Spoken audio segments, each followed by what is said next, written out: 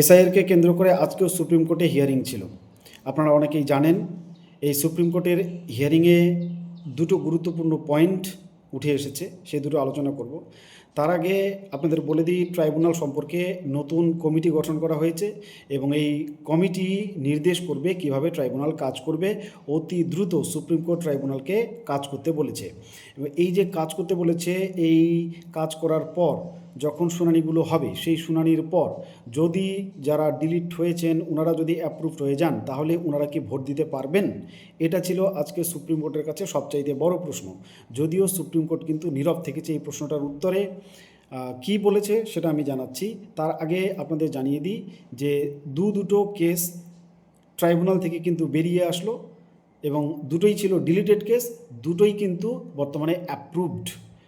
মহতাব যে শেখ ছিল, ওনার যে কেসটা ছিল, যিনি একজন বিধায়ক পদে এবার প্রার্থী ফারাক্কা থেকে, ওনার কেসটা আমি দেখিয়েছি। ওনার যে ট্রাইব্যুনালের রায়ের কপি সেটাও আপনাদেরকে আমি সাপ্লাই করেছিলাম, আমার টেলিগ্রাম চ্যানেলে এখনও আছে, সেটা আপনারা সংগ্রহ করে পড়তে পারেন। আজকে আবার একটা অংশ আমি দেখাচ্ছি, খুব গুরুত্বপূর্ণ এই অংশটা। এখানে ট্রাইব্যুনাল টি.এস. শিবগানম, যিনি মাননীয় বিচারপতি ছিলেন ট্রাইব্যুনালের, উনি স্পষ্ট করে উল্লেখ করেছেন জুডিশিয়াল জজ সাহেব যিনি ইনাকে ডিলিট করেছেন, মহতাব শেখকে যিনি ডিলিট করেছেন, এই মহতাব শেখের কিন্তু নামে একটু মিসম্যাচ ছিল। এটা আগে ক্লিয়ার করে নিই, একটু মিসম্যাচ ছিল মহতাব এবং মোতাব, মোস্ট প্রবলি এরকমই মিসম্যাচটা, এবং তারই অ্যাগেনস্টে উনি কিন্তু কোর্ট এফিডেভিট করে রেখেছিলেন অনেক দিন আগে। যাই হোক, তো এই মিসম্যাচের কারণে হতে পারে যে উনার লজিক্যাল ডিসক্রিপেন্সির নোটিশ এসেছিল। এই নোটিশের অ্যাগেনস্টে উনি কিন্তু যে ডকুমেন্টগুলো সাপ্লাই করেছিলেন, তার মধ্যে ট্রাইব্যুনাল বলছে স্পষ্ট করে, আমি দেখাচ্ছি শেষে, ভিডিওটার শেষে, যে শুধুমাত্র যদি ওনার কেসটাকে ভালো করে একটু স্টাডি করে ওনার আধার কার্ডটার সাথে ডিটেলসটা মিলিয়ে দেখতো জুডিশিয়াল অফিসার, তাহলেই কিন্তু ওনার কেসটাকে ডিসপোজ করে দেওয়া যেত, অ্যাপ্রুভ করে দেওয়া যেত। এটা কিন্তু করেনি। এবং আজকে যে কেসটা ডিসপোজ হয়েছে আরেকজন ট্রাইব্যুনালে, ওনার ক্ষেত্রেও কিন্তু ওই একই কথা বলা হয়েছে। বিশেষ করে যে ডিলিট ইনাদেরকে করা হয়েছে, সেই ডিলিশনের কোনো গ্রাউন্ড উল্লেখ করা হয়নি, অর্থাৎ কোনো কারণ বলা হয়নি কী কারণে ইনাকে ডিলিট করা হলো, জাস্ট ডিলিটেড। এই কথা কিন্তু আজকে উঠে এসছে। এই যে প্রশ্নগুলো উঠে আসছে, এই প্রশ্নগুলোই কিন্তু আমরা করেছিলাম যে ডিলিট যে মানুষ হতেই পারে যদি অবৈধ ভোটার হয় বা যদি সাফিসিয়েন্ট ডকুমেন্ট সাপ্লাই না করে থাকে, কিন্তু যারা পর্যাপ্ত ডকুমেন্ট সাপ্লাই করেছে তারপরে ওনারা ডিলিট হচ্ছে কিসের বেসিসে, এই যে ভিত্তিটা, এটা কিন্তু রায়ে উল্লেখ থাকছে না। আমরা শুধু জানতে পারছি সাপ্লিমেন্টারিতে জাস্ট ডিলিটেড কারা এবং অ্যাপ্রুভড কারা। যারা অসংখ্য ডকুমেন্ট দিয়েছেন, ইভেন যাদের কোনো ভুল ছিল না, পাসপোর্ট অবধি দিয়েছেন, তারাও ডিলিটেড। কেন? গ্রাউন্ডটা তো দিতে হতো, এই গ্রাউন্ডটা দেয়নি। এটা কিন্তু আজকে ট্রাইব্যুনাল স্পষ্ট করে বলেছে যে ডিলিশনের কোনো গ্রাউন্ড দেওয়া হয়নি কেন। তাহলে বুঝতে পারছি আমরা যে দাবিগুলো জনগণের কাছ থেকে উঠে আসছিল, এগুলো কিন্তু ভাওতা নয়, এগুলো কিন্তু হাওয়ায় উঠে আসা কথা নয়। এর পেছনে যে ভিত্তি আছে সেটা কিন্তু ট্রাইব্যুনালগুলোতে বারবার উঠে আসছে। এবার এরই পরিপ্রেক্ষিতে সুপ্রিম কোর্ট আজকে বলেছে যে এই যে ডিলিশনের কারণগুলো দেয়নি, তাহলে মানুষকে কি যাচ্ছে তাইভাবে ডিলিট করা হয়েছে? তাহলে এরকম দুটো কেসের নিষ্পত্তি হয়ে গেল। এবং যেহেতু সুপ্রিম কোর্ট বলেছে ট্রাইব্যুনালগুলোকে অতি দ্রুত কাজ শুরু করতে, এবং এই মর্মে একটা কমিটিও গঠন করে দেওয়া হলো, এই কমিটি এবার দেখরেখ করবে কিভাবে ট্রাইব্যুনালটা কাজ করবে। এরই পরিপ্রেক্ষিতে সুপ্রিম কোর্ট জানিয়েছে অন্তত 100টা ট্রাইব্যুনালে শুনানি হোক, তার পরিপ্রেক্ষিতে রায়গুলো কেমন আসছে তারপরে কিন্তু নতুন করে সিদ্ধান্ত নেবে সুপ্রিম কোর্ট এই ডিলিশনের ব্যাপারে, বা এই যে আন্ডার অ্যাডজুডিকেশনে যারা ছিল তাদেরকে যেইভাবে বিচার করেছে তাদেরকে নিয়ে হয়তোবা নতুন কোনো মন্তব্য সুপ্রিম কোর্ট করতে পারে।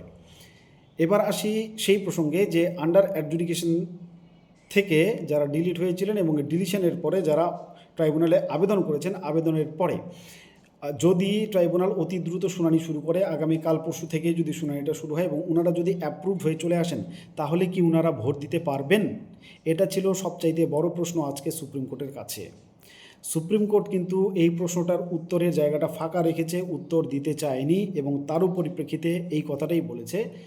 দাবি তোলা হয়েছিল নানা পক্ষ থেকে যে 21 তারিখ অবধি, যেহেতু 23 তারিখে প্রথম দফার ভোট, অন্তত 21 তারিখ অবধি যারা ট্রাইব্যুনাল থেকে অ্যাপ্রুভড হয়ে বেরিয়ে আসবেন ওনাদের ভোটদানের অধিকারটা দেওয়া হোক বা ব্যবস্থা করা হোক, নতুন একটা সাপ্লিমেন্টারি তালিকা ওনাদের তৈরি করে ওনাদের ভোটদানের ব্যবস্থাটা করা হোক। এরই পরিপ্রেক্ষিতে সুপ্রিম কোর্ট কিন্তু নির্দিষ্ট কোনো জাজমেন্ট দেয়নি, বলেনি যে ওনারা যারা অ্যাপ্রুভড হয়ে আসবে ওনারা ভোটে অংশগ্রহণ করতে পারবে, এটা বলেনি, এবং যে পারবে না এটাও বলেনি। ওনারা এটাকে পর্যবেক্ষণে রেখেছে। তার মানে আমরা আশা রাখতে পারি, আমি আবারও বলছি, আমরা আশা রাখতে পারি যে যেনাদের নাম ডিলিট হয়েছে এবং যেনারা অতি দ্রুত ট্রাইব্যুনালে বিচার পাবেন ওনাদের মধ্যে অনেকে হয়তো বা ভোট দিতে পারবেন যদি সুপ্রিম কোর্টের সদুত্তর আসে।